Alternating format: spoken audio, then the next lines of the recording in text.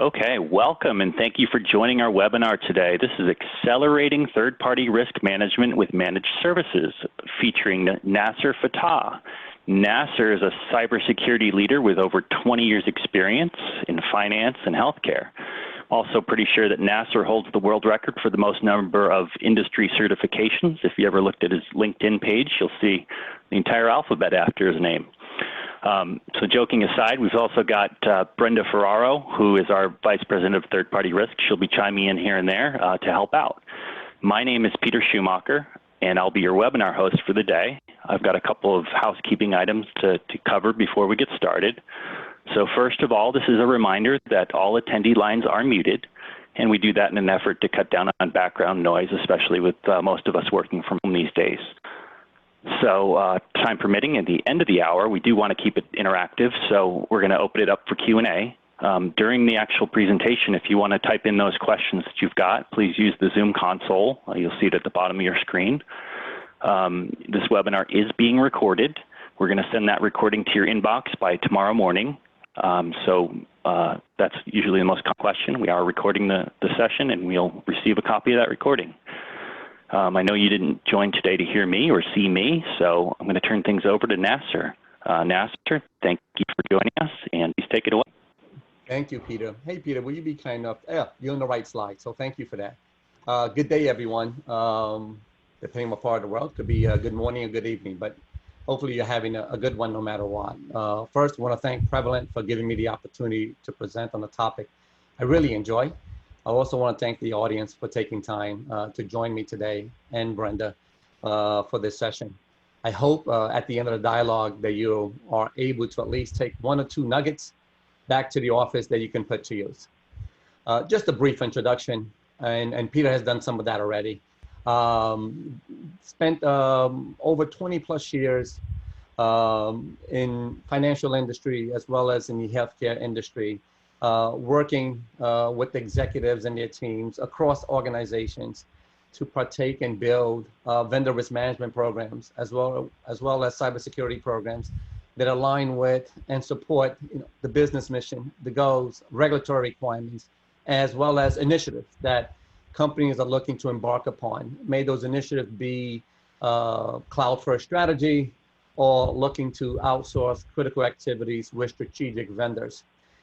Such programs, may they be third-party risk or cyber risk, it's always a collective effort, never done as an individual effort, never get successful that way. It's always a collective effort, always involving key stakeholders and making sure you have the appropriate executive sponsorship.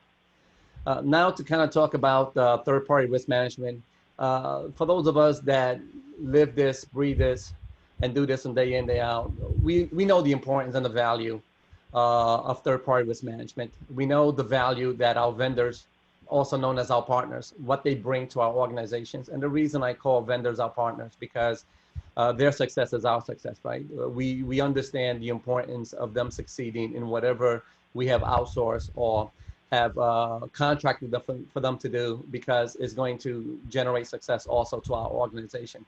So when we look at some of the value that our vendors bring to us, you know that there's going to be a potential cost savings, because vendors may have the capability to produce something faster, more economically, and if not comparable quality, if not better, in comparison to what we may want to do internally. We also look at our vendors for innovations like cloud, and it lets our organization to timely deliver more services and products to our customers.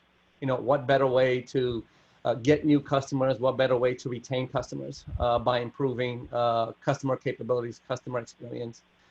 We also leverage our vendors to tap into skill sets and expertise that we may simply not have, or there's a shortage in the market that regarding those skill sets. And we, as I mentioned, we understand the value that vendors bring when it comes to customer experience. And then in the end, basically, vendors enabling our businesses with time to market, time to deliver. And those things are really essential for organizations, right? In order to generate revenue, in order to continue with customer satisfaction and so forth. On the flip side of this, because we've been talking about all the benefits, we also understand the risk that vendors can introduce to our organization when something goes awry. That can lead to Dissatisfied customers, that's a biggie.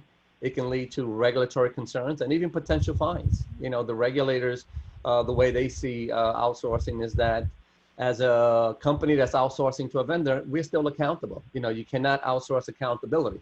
You can definitely outsource that function, that activity, but that accountability stays with the organization. So you cannot outsource accountability, and rightfully so.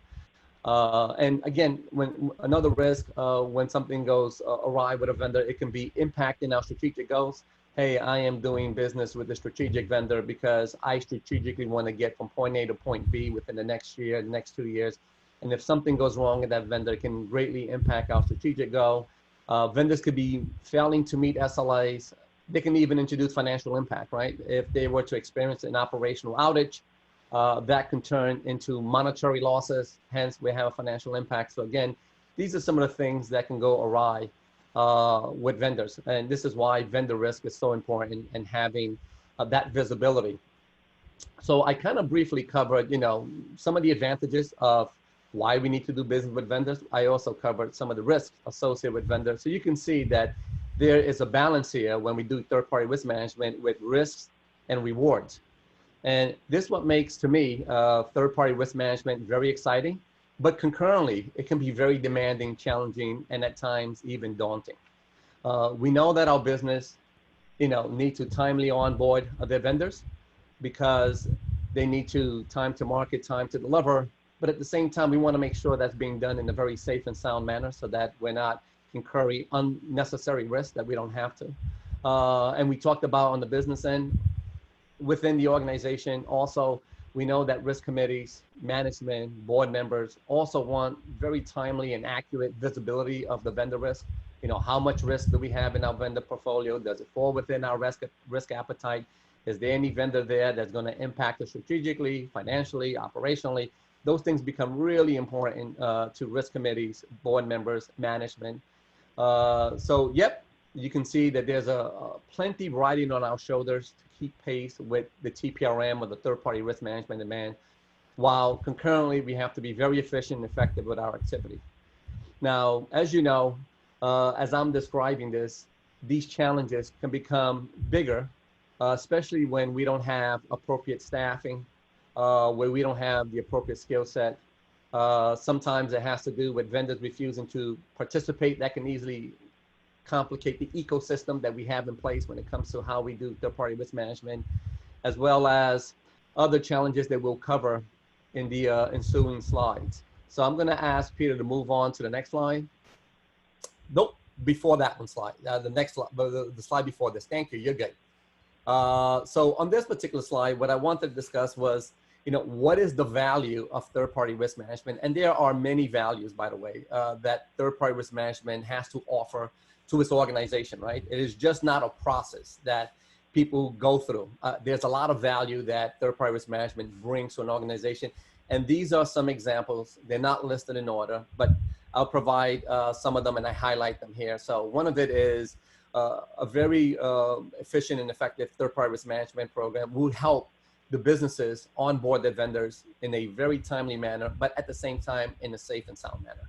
So that is something that third-party risk management can bring as a service. Again, we understand the necessity as to why our businesses want to onboard their vendors in a timely manner. I talked about cost savings, revenue generation, continue to address customer experience and enhancing that customer experience and how they want to do that to retain the customer retention, acquire new customers, remain competitive. All those things are really important to the business. And again, TPRM being able to put in a vehicle that enables our businesses to do that in a timely manner, but also in a very secure manner.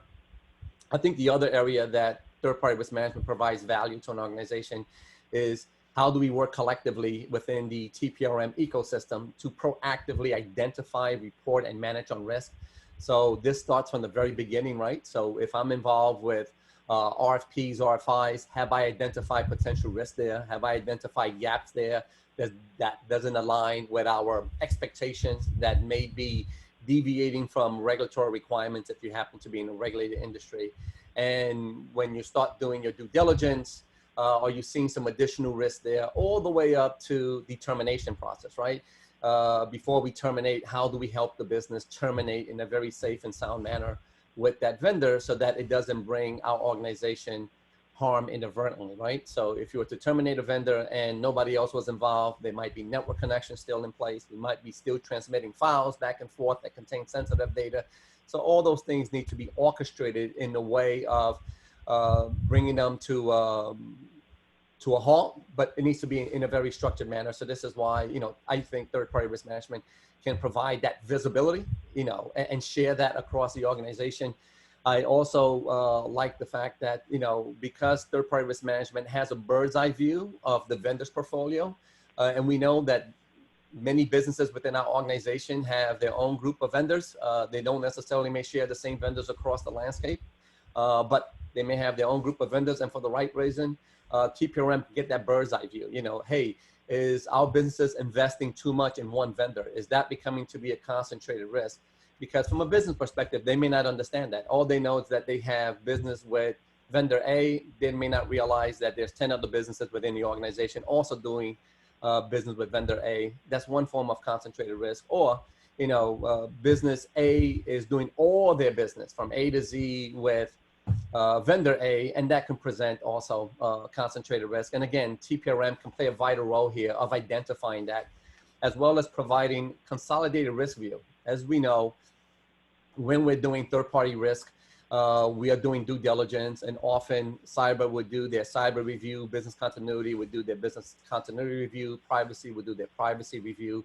TPRM has an opportunity of kind of aggregating that and getting the holistic risk view, which at times cyber may not know what are the business continuity risk and vice versa. And TPRM can play that vital role of saying, hey, you know what, if business continuity has identified this risk, what does this really mean from a cyber perspective? What does it mean from a privacy perspective?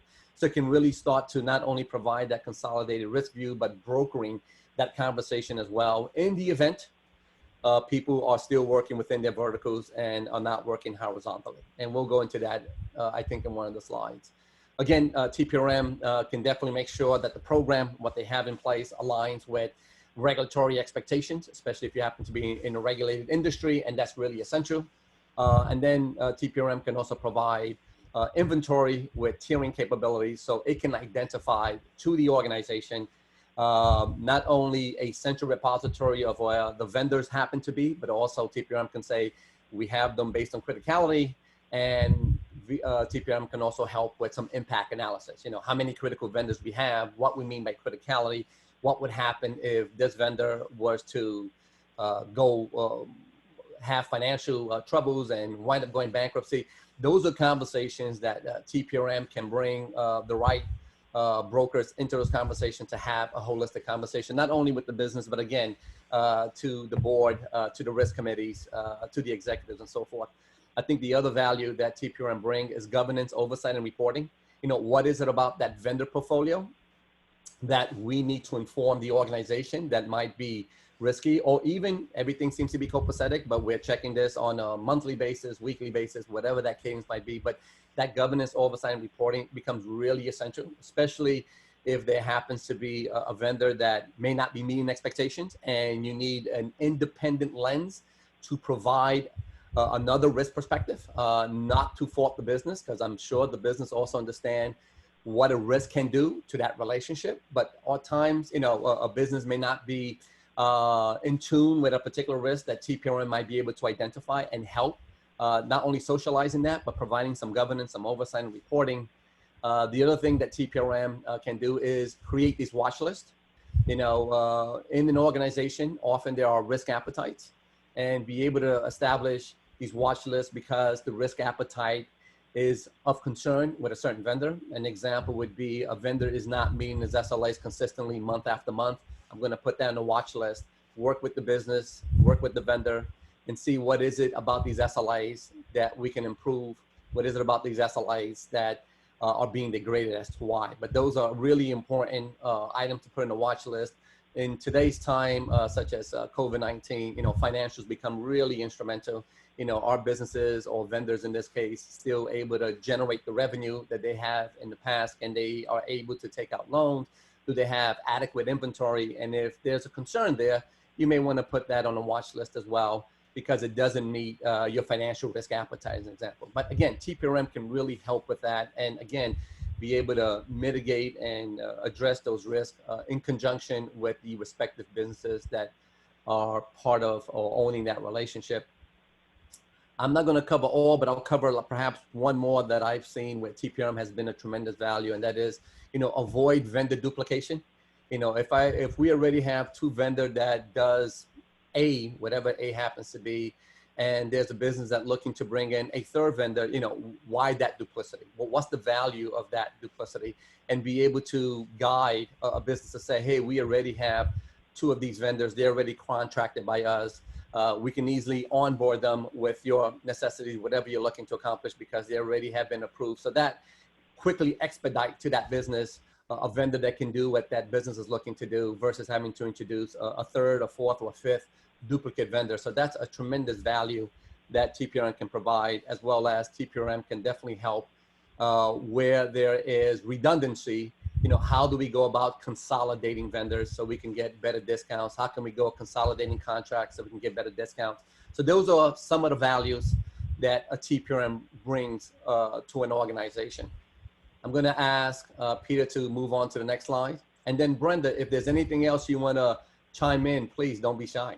The only thing I would say is you've done a really great job of identifying at least 11 of the many, many fundamentals and components that are required. You say third-party risk management, and it may sound easy, but there's so much to track and to monitor and to measure. And what you've identified are discovery items that no matter what third-party risk management program you put together, those are your must-have know things. You need to know those items. And so I think where you're going is, how do we harmonize and normalize and unify all of this together in order to make those efficiencies that you talked about? So back to you. Yeah, thanks, Brenda. And don't be shy chiming in. So thank you for that. So we're on to being effective. And again, a lot of what I'm saying is not rocket science. It's really common knowledge. I'm sure you folks are aware of it, but I always like to revisit it because it's really fundamental in the end. And if we have our fundamentals right, then we have a right foundation. I've always said, you can't build the second floor if you haven't built the first floor. So the first floor is the foundation, right? So when we talk about being effective, and again, we're talking about a third-party risk management program being effective, it really comes down to, do we have the right people, the right processes, and the right technology in place? And are they working in synergy to meet our internal demands and expectations? And bear in mind that when I'm talking about demands, I am talking about your businesses that are looking to onboard vendors. I'm talking about your board members, your risk committees, your executives that want to understand, please tell me about my risk profile associated with my vendors, all the way up to your regulators that may want to come in and see how you run your program, to some of your customers. You have B2B customers.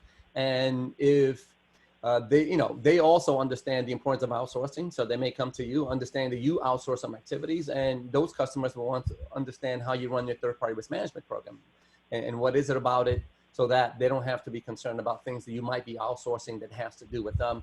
And even your vendors, to a large extent, can also be seen as the people or part of your customer base, right? So again, people, process, technology becomes really important. What I'm going to highlight here, and then I'll come back to people, process, technology, is the importance of standardization.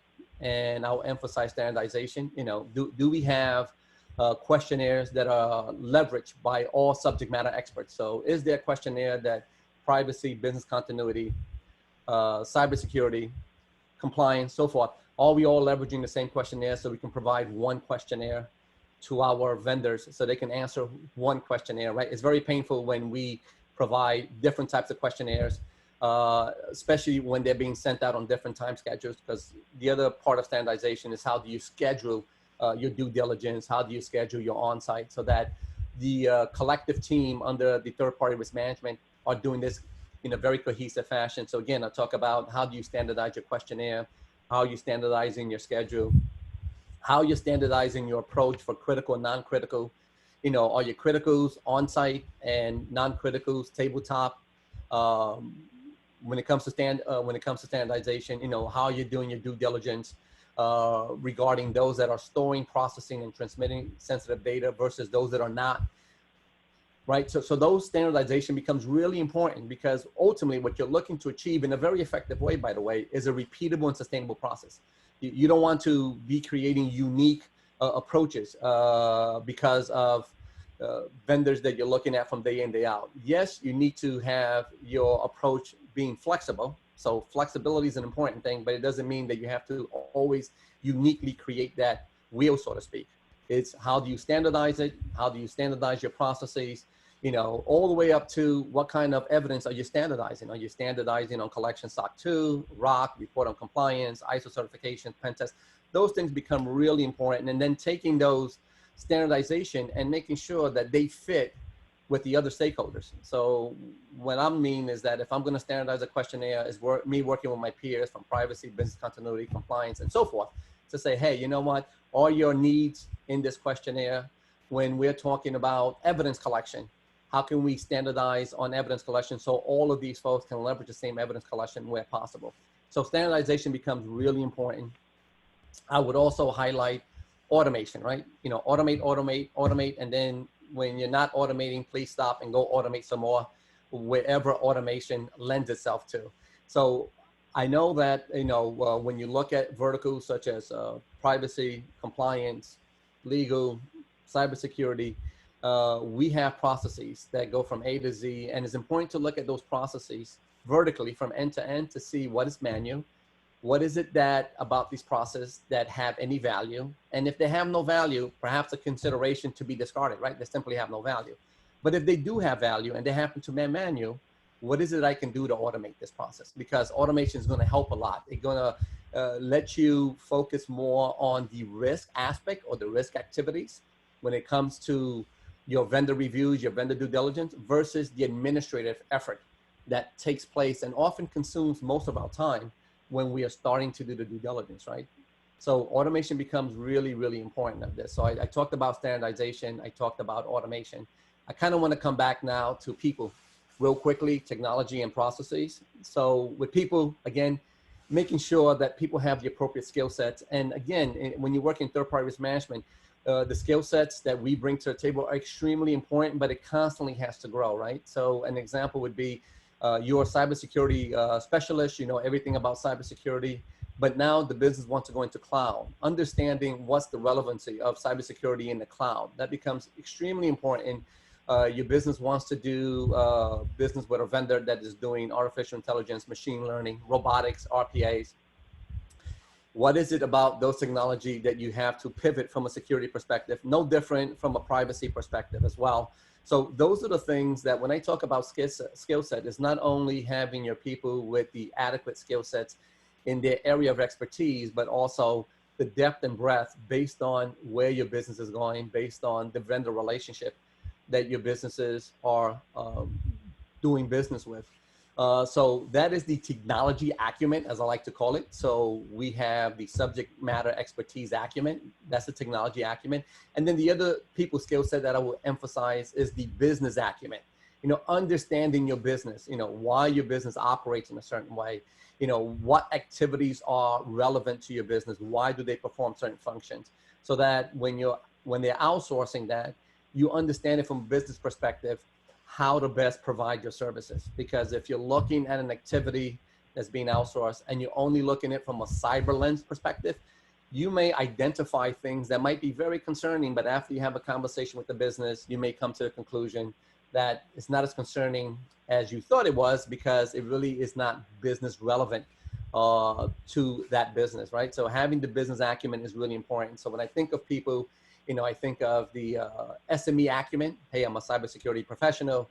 I also need to think about the technology acumen. What is it about the technology that my businesses are investing in, doing third party with, so I can know how to pivot and understand how to do cybersecurity with cloud. And it doesn't have to be cybersecurity, right? It can be business continuity in the cloud. It can be privacy in the cloud. And then the last piece of that is the business acumen. When it comes to process, what I'll emphasize here with process is making sure that your processes are holistic. And what I mean by holistic is like I mentioned before, that we work very well vertically. So from a cybersecurity perspective, we may have all our processes in place. We may know exactly how we're going to do a due diligence on a critical vendor, a non-critical vendor.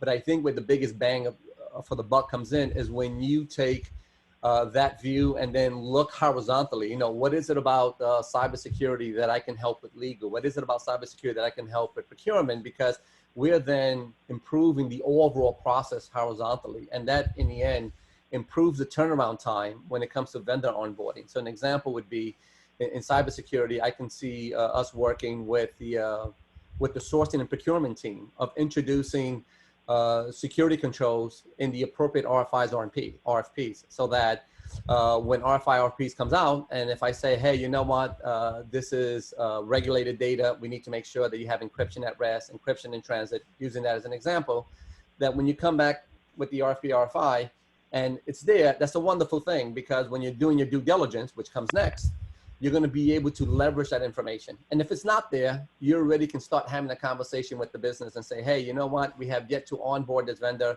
We're still evaluating this vendor based on RFP, RFI, or I should say prospects in this case. And these are some concerns that we are already seeing. And that becomes extremely insightful to the business. So again, you know, when I'm thinking of processes, I'm thinking of, you know, how do we improve that horizontal end-to-end process? Because I think we've been very good vertically, how to do things from a privacy perspective, how to do things from a cybersecurity perspective, how to do things from a legal perspective. I think the opportunity now is, what is it I can do horizontally with my peers and privacy, legal, and so forth, that will help us streamline all of our activities? So it becomes kind of a win-win situation. In the end, you're bringing additional value to the organization. On the technology piece, I would tell you that it becomes extremely essential when we talk about technology, because we're talking about automation. You know, it'll be, well, what I'm looking for is, what can technology do for me with a high level of assurance that I don't have to do? And then let me make all the decision making. You know, let the technology collect the questionnaire, let the technology evaluate, you know, what has been submitted or what has been agreed in the questionnaire as far as, yes, I have this control, no, I don't have those controls. Let the technology do as much as possible doing that type of vetting, doing that type of exercise, so that when I am tapping into that technology, I am looking at it from a risk, from a decision-making perspective, without me having to sit there and go through all that admin activity. The other thing I look for technology is to help me scale, right? So if I had X number of people manually doing vendor risk assessments, I'm expecting that technology to now help me scale. Not only help me eliminate or reduce greatly my manual activities and help me with the risk and decision-making process, but I'm hoping that it can also help me scale, right? At one time, me and my team are only able to do 10 due diligence or reviews per month. With technology, we should be able to do 20 or 30. And not only that, I can focus more on the areas of concern that provides the biggest bang for the buck for the organization, versus, again, having to sit there and do all this admin, which is important. I don't want to trivialize that, but it takes up more time than the risk part of this.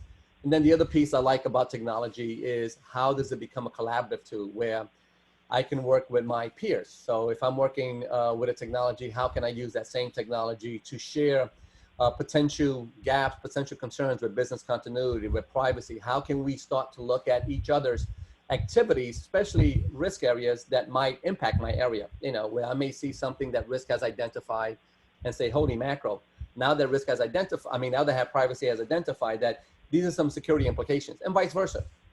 You know, if I were to identify, hey, we're not encrypting PII, for argument's sake, privacy may say that's a concern, it violates the following regulatory requirements, and we can start having these very cohesive, holistic, synergistic conversations, again, using technology.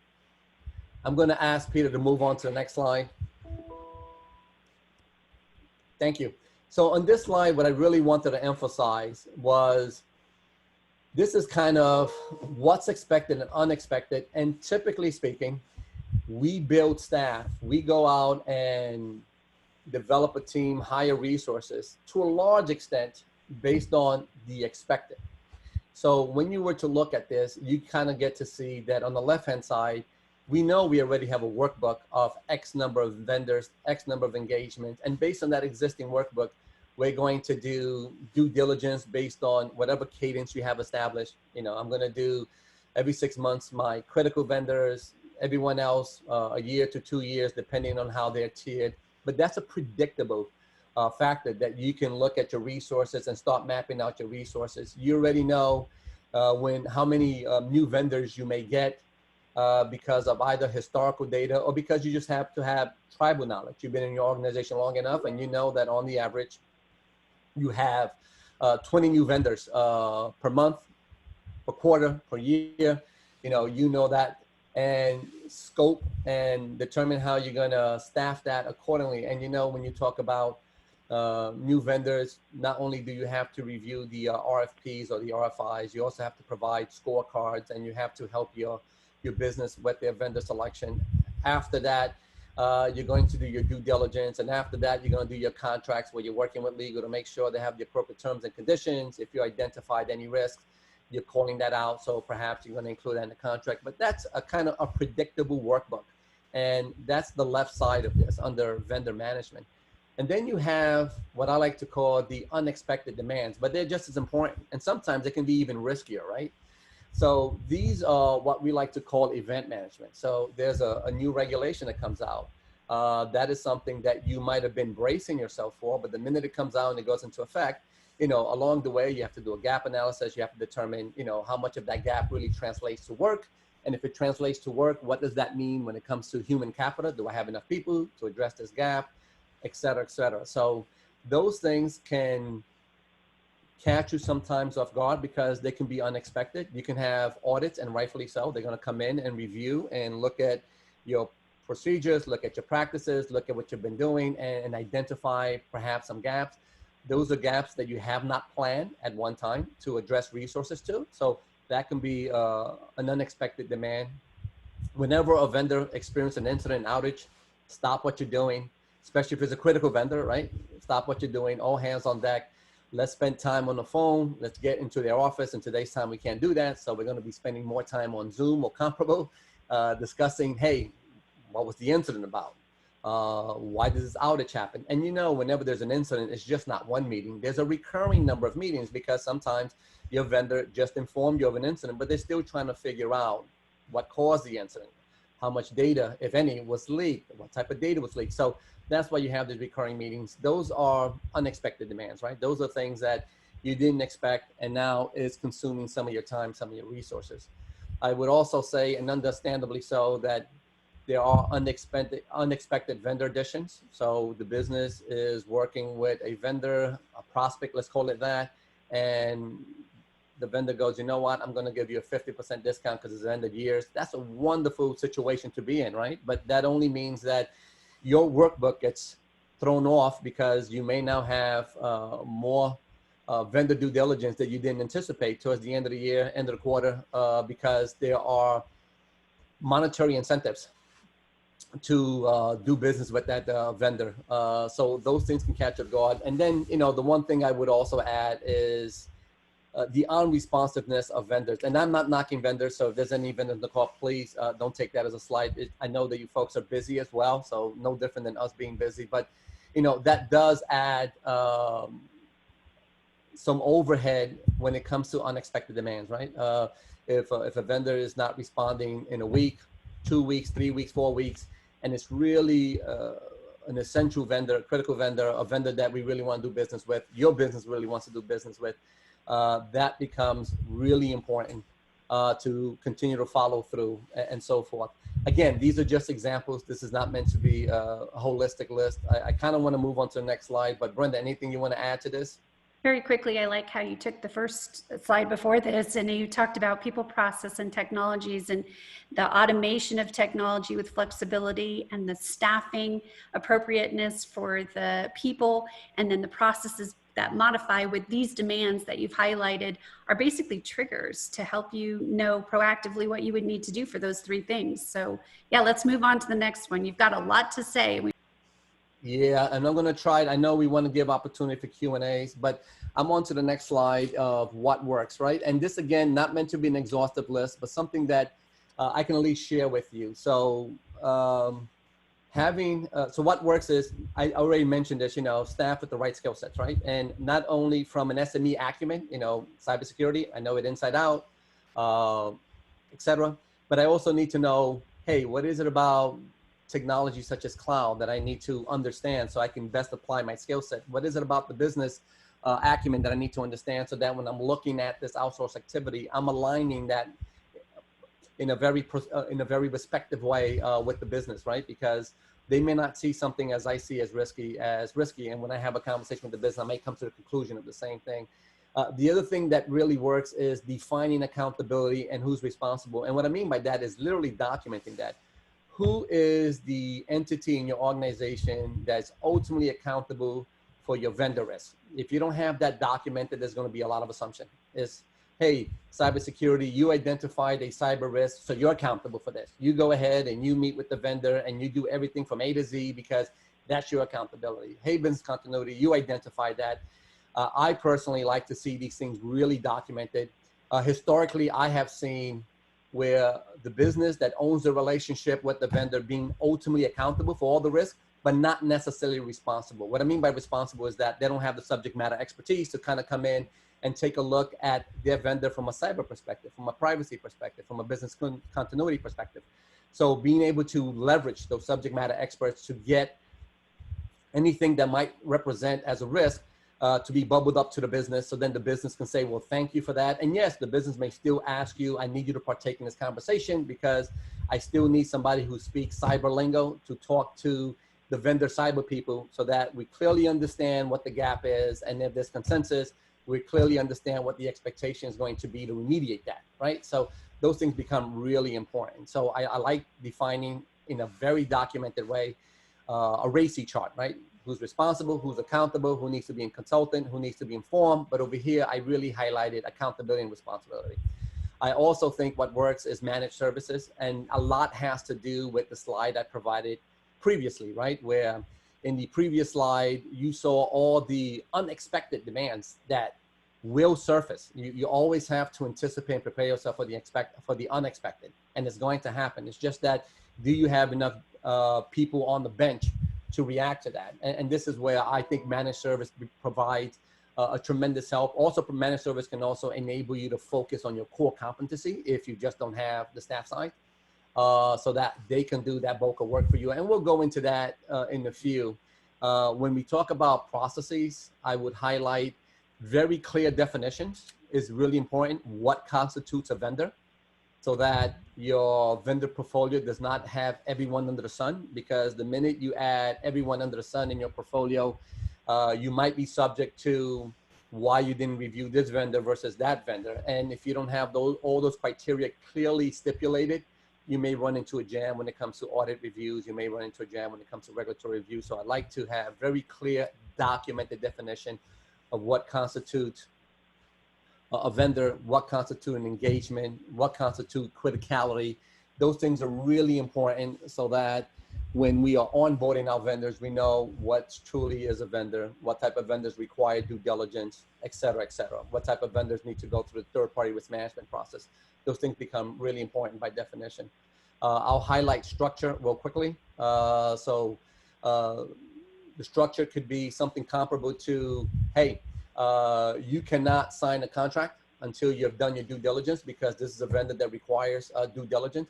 A structure like that that's enforced is a tremendous win for the organization. I totally understand businesses wanting to quickly get to the contract, because contract is perhaps the longest leg when you look at onboarding a vendor, followed by due diligence. Due diligence can also be another long leg, but contract, from my experience, has been one of the longest legs because of the ping pong effect with redacting, redlining, and the way the contract just goes back and forth between opposing attorneys. But structure becomes really important, and that has worked. A risk-based approach. I'm not going to cover all of this because I definitely want to give you time for Q&A. A risk-based approach really works. I should not be using the same measuring stick across all my vendors, especially if one is critical, one is high, one is moderate, and so forth, because that doesn't really work well. You really want to have the appropriate measuring sticks for your critical vendors, appropriate measuring stick for your high-risk vendor, and so forth. And that's the risk-based approach. The other thing that I tell you has worked is I'm not against fourth party. So the fact that you see fourth party here is not, I'm not against fourth party. But the reason I have fourth party here is that we have been able, in places that I've worked at, successfully work with legal to say, hey, in our contract paper, can we at least have language there that you cannot have fourth party? And it's not because we don't want our vendors to not have fourth party, is that the minute that our vendor or prospect tells us, hey, you know what, I do have a fourth party, I have a trigger point to be able to capture that. Yes, I can capture fourth party through other means, by the way. Like if you collect SOC 2 report and you read your SOC 2 report, often it will highlight what other third parties, your third parties are using, right? So you can get it from there. But at the onstart, if you're not getting that from conversations, if you're not sensing that from conversations, contractually speaking, when the vendor's about to sign on the dotted line, they want to make sure everything in that contract makes sense. And we usually say, hey, no fourth party. And that is to trigger if there is a fourth party, so then we can start having a fourth party dialogue. Hey, what is it about this fourth party? What are they going to do? Are they going to touch our data? Are they going to host our data? You know, where they're located and so forth. When it comes to technology, I'll quickly cover, if we can eliminate spreadsheets, and I totally understand, why operations use spreadsheets, but if we can eliminate spreadsheets and use technology, it's a wonderful thing. I already talked about automation. How we can use technology as a collaborative tool, how can you use technology to help you with your risk-based approach. How can you use technology to help you tier your vendor, determine the inherent risk. And if you're doing control analysis in the technology, as far as what controls are effective, et cetera, you can even formulate your residual risk so you can decide how risky is that vendor when you look at all the controls and the control posture.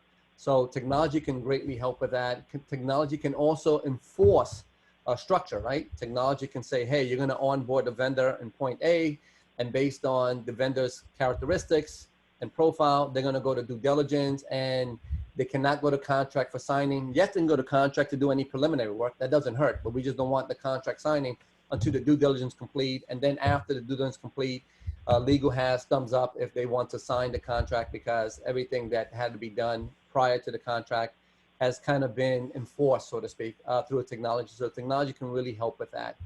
And then technology can also help with the life cycle, right? I onboarded vendor on January 2nd, and 2020, I need to look at that vendor again next year. Rather than me maintaining my own calendar, technology can say, hey, this is a critical vendor. We said we're going to review it every 6 months. I'm going to kick off the workflow again. So you can see it in your pipeline, and you can go ahead and start working on these activities. So technology can really help enforce your schedule.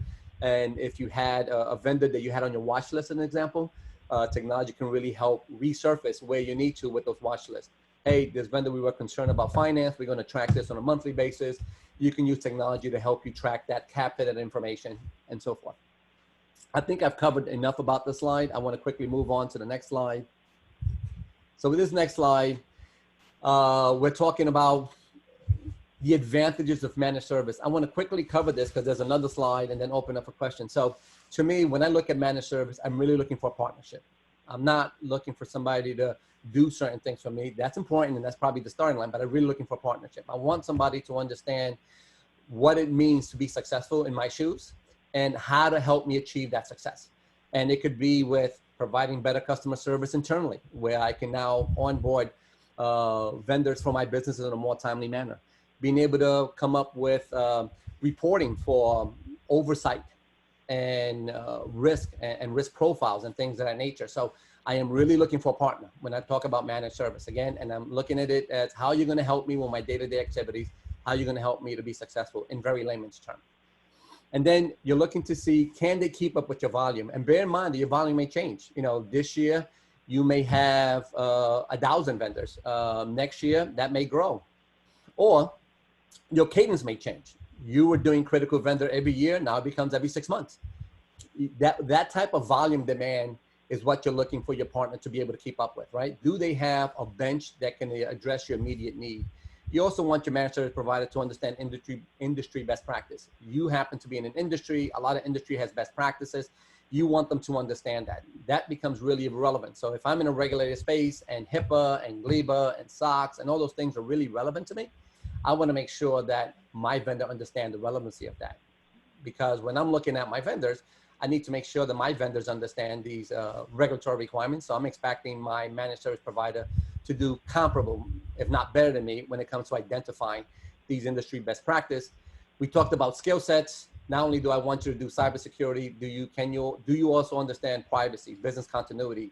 Can you also help me with these other risk areas? You know, what's your depth and breadth when it comes to these skill sets, so that I can become even more reliant on your capabilities versus me having to figure out, I need to split this activity between my managed service provider and myself, because that becomes a pain, right? If I am going to outsource an activity and subscribe to managed service, again, I'm really looking at the partnership, and I'm looking for them to be able to bring this kind of value up front. And to me, having these broad skill sets become extremely valuable. Hey, help me on risk focus. You know, what is it about my risk that I need to be aware of? Can you consolidate these risks? Can you present me in a dashboard? Can you show me how this risk is a concern now, in 3 months, 6 months? That would help. I'm not asking my managed service provider, by the way, to make risk decisions for me. That's my job, right? Again, I cannot outsource that accountability, but I can definitely help them, have them help me identify where they're seeing risk, help me identify where there's potential risk reduction and things of that nature, right? But again, when it comes to risk reduction, they are helping identify those things, and they can even help with the conversation piece. But I go back to that accountability that I described earlier. You know, in this particular example that I provided, you know, the business owns a relationship, they own these risks. This would help me to bring these risks to the business and have a constructive conversation by saying, hey, these are the risks we have identified, and if you treat it in such and such fashion, this is how we're going to reduce this risk to an acceptable level in the organization. If I talked about technology and automation before, I'm expecting the same from my managed service provider. So I'm not going to emphasize that, because I already told you how important that is to me. And yes, cost savings is an area that I will look at, but you notice that I didn't mention cost savings first. I'm expecting value, and then cost savings towards the end, because it's about that partnership. Can you keep up with my volume? Do you understand industry best practices? Do you have the right skill sets? Can you help me identify risk, reduce risk? Do you have technology capabilities? Those things are really essential, because if a managed service provider were to come in and say, hey, I'm going to charge you $1 per due diligence, and they're doing this very manually, and it takes them 9 months to finish one due diligence, that is not a partnership. So this is why I don't go into cost savings immediately. I'm going to go to the next slide, because I think we only have 10 minutes left. So this is the wrap-up slide, right? And when selecting a managed service provider, I already told you, you know, some of the things that we should be looking at. But again, industry tenure, how much experience you have, are you a reputable vendor in the industry? That becomes really important, because you want to make sure that when your management is asking you, who are you partnering with, why you're partnering with them, this is the credibility piece, right? This is the piece that you can go back and say, nope, these people know what they're doing. They have the experience in the industry. They're reputable. That is an important conversation to anticipate when you go to your manager and you're talking about, hey, I'm going to outsource my third-party due diligence for my moderates or non-criticals, or I'm going to outsource whatever you're doing.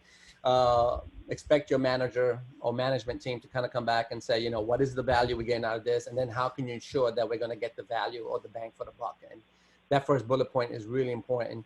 You definitely want flexible fee structure, because what you're going to realize, and we all know this, you may have a due diligence where you can complete it from A to Z, or you may have a due diligence where you can only complete it from A to B because you're just not getting the cooperation, or the business has to decide in the last minute, you know what, I'm not going to go with that vendor. But you're already kicked off. You already created a workbook, right? So you want to understand, hey, you know what, these are my scenarios in the office. You know, there are times I complete a due diligence. There's times I'm going to do a partial due diligence, and there are times I'm going to do a due diligence and not necessarily complete it because the business decided in the last minute to change their mind.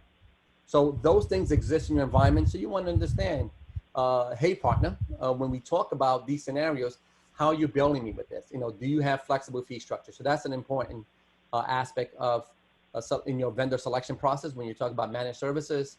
We talked about a proven track record, but I want to quickly talk about SLAs. You know, make sure you understand that there are, you know, what SLAs and what those SLAs really means from a business turnaround perspective, and what the relevance of those SLAs are to you.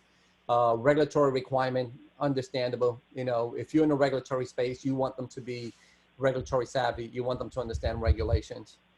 You also want their solutions. You want them as partners to understand also your policies and standards, right? Because whatever policies and standards you have internally are also applicable to your third parties. So if I'm going to do business with vendor A and I'm going to outsource this function, those policies and standards I have in my organization are just as applicable to that vendor I just outsourced that activity.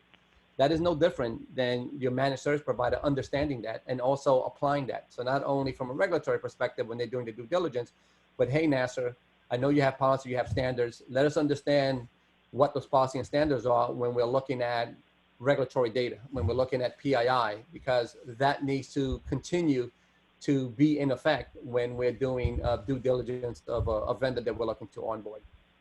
We talked about subject matter expertise, and again, having the bench so that you can rely on, privacy, business continuity, cybersecurity, you know, what those strengths are, and as well as my demand has changed from this month to next month. Can you keep up with that demand? That becomes really important. I talked about some of the examples of end of year incentives that I have been involved with historically, where the business comes up to me and say, hey, Nasser, I know your SLA is X number of days. Can you cut that in half because I have such a great incentive? I'm going to get these this wonderful contract with the right numbers, and I'm there to help the business. So I'll do everything possible to help my business be successful in a safe and sound manner. So again, in those cases, in those scenarios, whatever you experience, is very important that you're having that conversation with your managed service providers so that they can make you win in those situations. Remember what I said, you know, they're there to help you, but in the end to make you successful. And I really do mean that, right? And it's not because I'm being egotistical, is that if they can't make me successful, then I'm falling short somewhere. Ability to work at all levels. So I think we cover that. And then, you know, having really good reporting and dashboard. I think that's really relevant because at times you're not going to be able to talk to your managed service provider every hour, every day, but you definitely like to go to a dashboard and say, you know what, is the pipeline healthy? Are they pushing out, doing what they're supposed to do as per the SLA? Those things become really relevant, right? So that is something that I would tell you, you should be looking for when you're looking at a managed service provider. Again, everything that we discussed here is not meant to be an exhaustive list, but I'm hoping that I'm hitting some of the high marks so that, again, you can be able to take full advantage of what's here. And if there's anything else that I can help you with, you know, you can always reach out to me. I'm available on LinkedIn. Brenda, I'm sure she's available as well. But I'm going to pause here because I definitely have 5 minutes for Q&A. So anything else you want to say, Linda? And I think we already have one question. No, I want to let us have the question and answer time. So Peter, I take it over to you for the polling question and then to ask the questions that you have. Thank you. Thanks, Brenda. Thanks, Nasser. So we do have some questions in the queue. Well, first of all, I threw up a polling question. It should show up on your screen. Are you looking to augment or establish a third-party risk program in the next several months? So yes, no, or you're not sure. So we'd appreciate an answer on that one. Thank you. So let's get right to questions. The first one here in the queue is, what is best practice for gathering financial information? Private companies may not provide 2020 financials due to COVID disruption. 2019 financials may not be relevant to the actual real risks. So I'll take a jab at this and then I'll give it over to Brenda. So I would tell you, totally understand the challenge with private companies and financial reporting. They don't have the same obligation as a public company. And at the same time, as you stated, you know, COVID-19 can definitely delay, if they're going to generate any reportings, which they will, can definitely delay the timing of that report. What I have seen is a couple of things. Three things I would say. One is make sure that when you onboard, you're taking advantage of it at that juncture. I'll say four things now that are popping in my head. Take advantage of, when you're first building that relationship, the relevancy of getting financial reports. And if you have to, pop it into the contract. We would need your financial report every 6 months, every quarter, every year, whatever you think that cadence is right, depending on how significant that vendor is to you. So that's one. The second thing is, there are some vendors in the industry that can help with this, where they do work on your behalf and they have been able to successfully work with your vendors, your private vendors, to be able to get financials. And a lot is because there's a win-win situation there. But there is vendors in the industry that can help with that. So I think I mentioned three things. One is do it on the onset. If it's that relevant to you, make sure that you have it in your contract. Third, you can definitely work with some independent entities that does this for you. And then the fourth thing that I meant to include was if you're building relationship and you have those healthy relationships, asking for those financial should not be a surprise, because that is something that one should be doing often, especially in time of COVID, when it comes to relationship building and having those relationships in place. I'm not going to comment on that outside the fact that there are tools, like you said, or solutions that can give you private and public information on financials. So go ahead and send an information inquiry to info@prevalent.net, and we can try to help you in that space. But on to the next question, Peter. Okay, time for maybe one more. What are some of the metrics that are used for your vendor risk management when reporting to the board? Yeah, so I'm going to cover some quick ones, and then I'll give it to Brenda because I know she's seen it across her customer landscape. So I would tell you vendor criticality. Hey, how many of our vendors are critical? So that's one. Also, any vendors that are off the risk appetite. Organizations have risk appetite, you know, so you may have a financial risk appetite, cybersecurity risk appetite. So any risk appetites that are way off, I can see that as metrics. Internally, I have seen metrics for time to onboard vendor, time to terminate vendor. I've seen those types of metrics as well. But as far as the board goes, you know, I go back to critical, anything that can impact the organization, strategy, financial, operational, those kinds of risk. And I forgot what the third one was, but Brenda, I just want to give it to you. Yeah, sure. The things that I've seen very effective is also in line with what Nasser said, top riskiest domains. So what are the different domains that are causing the most problems across your portfolio? The top riskiest vendors. So who are those vendors that might cause you problems from a qualitative or a quantitative or economic perspective? Trends on risk mitigation closure, or if you're having to transfer that risk. And then finally, the intelligence on supply chain resiliency is becoming one of the top things that the boards want to know. Are there any vendors that are going to cause us economic impact based on the fact that they can't provide either the service or the product or the data exposure protection? Great, thank you. Looks like we're at the top of the hour. If you don't mind, Brenda and Nasser, just scan through the remaining questions and see if there's anything that's a one-line answer.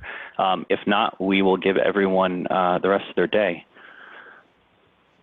I didn't see any, although I see some good questions, but definitely not one-liner. Exactly. Okay. So I'll take those questions. We'll see if you can get some answers offline, but appreciate the engagement. And Nasser, thank you so much for this. This is very helpful.